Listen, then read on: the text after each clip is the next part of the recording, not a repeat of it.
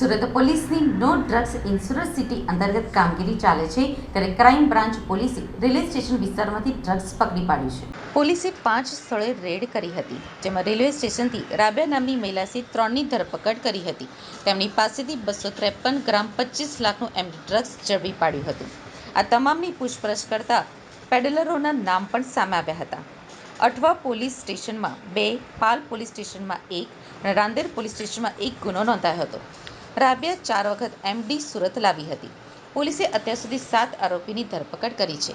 Rabia અને Shafiq Suryanagari superfast express મારફતે થેલામાં drugs લાવ્યા હતા, જોકે ડિલિવરી કરે તે અગાઉ જ બંનેને ઝડપી લેવામાં આવ્યા હતા।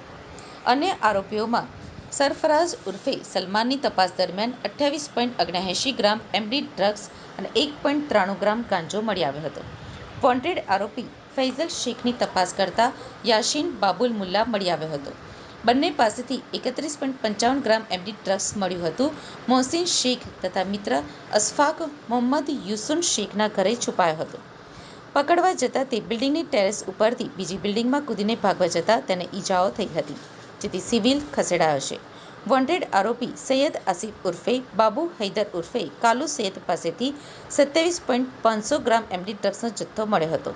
આમ 5 રેડમાંથી કુલ 354.65 ગ્રામ જેટલું એમડી ડ્રગ્સ ડ્રગ મુક્ત સુરત શહેરને રાખવા માટે સરકારશ્રી તથા માન્ય કમિશનર સાહેબ શ્રી, જેસીપી ક્રાઇમ સાહેબ વગેરેની સૂચનાઓ આધારે છેલ્લા એકાદ માસ 1.5 માસથી ક્રાઇમ બ્રાન્ચની ટીમો સતત એનડીપીએસના દૂષણને નાથવા માટે પ્રયત્ન કરતી હતી અને એનડીપીએસનું જે આખું નેટવર્ક કે બહારના રાજ્યોમાંથી એમડી ડ્રગ્સ લાવી સુરતના અલગ અલગ પેડલરોને આપવામાં આવે, એનાથી નાની નાની ચેનલો બનાવી નીચે વેચવામાં આવે, આખા એક નેટવર્કનો અભ્યાસ કરવામાં આવ્યો હતો। અને એક સાથે ગઈકાલે પોલીસ ઇન્સ્પેક્ટર SN પરમાર અને PSI મૈડાને રેલવે સ્ટેશન સૂર્યનગર એક્સપ્રેસમાંથી બપોરે જ્યારે મુંબઈથી એક રાબિયા નામની લેડી અને સફીક નામનો 2 માણસ જ્યારે મુંબઈથી આવે છે તેને બપોરે 2:30 વાગે એને પકડવા 4:30 વાગે પકડવામાં આવે છે। એમની પાસેથી 253 ગ્રામ જેટલું એમડી અંદાજિત કિંમત 25 લાખથી વધુ જેની કિંમત થાય છે, આ લોકોની ધરપકડ કરવામાં આવે છે અને મુદ્દામાલ સીઝ કરવામાં આવે છે।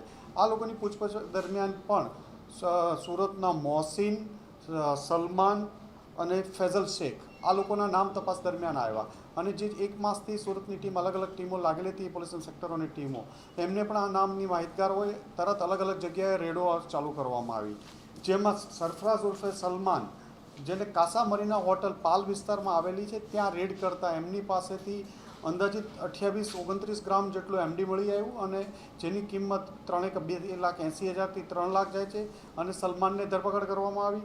ત્યારબાદ પોલીસ ઇન્સ્પેક્ટર જૈન ગોસ્વામી અને એમની ટીમે રાંદેર વિસ્તારમાં રામા રેસિડેન્સી પાસે એક રેડ કરવામાં આવી, જેમાં આરોપી ફૈઝલ શેખ અને એની સાથે યાસીન બાબુલ મુલ્લા આ બેની ધરપકડ કરવામાં આવી, જેમની પાસેથી પણ અંદાજિત 31થી 32 ગ્રામ જેટલો એમડીનો જથ્થો મળી આવ્યો। ત્રીજી રેડ મોહસિન શેખ નામના એક કિસમનું નામ અમની તપાસ દરમિયાન આવેલો હતો। આ મોહસિન શેખ એક જગ્યાએ છુપાયેલો છે બુદરપુરામાં અશફાક મોહમ્મદ યુસુફના ઘરે।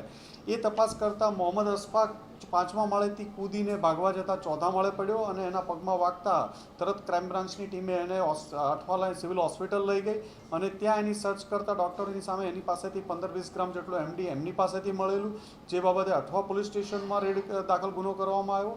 તદુપરાંત આ જ રેડો દાખતી હતી ત્યારે એક સૈયદ આસિફ ઉર્ફે બાબુ હૈદર કાળુ નામનો માણસ પણ મુદ્દામાલ લઈ રિક્ષામાં નીકળે છે નાનપુરા શ્રુતિ હોસ્પિટલ પાસેથી, જે આધારે પોલીસ ઇન્સ્પેક્ટર KI મોદી સાહેબની ટીમે રેડ કરી અને એમને પણ અંદાજિત 27થી 28 ગ્રામ 2,80,000ના મુદ્દામાલ સાથે ધરપકડ કરવામાં આવી।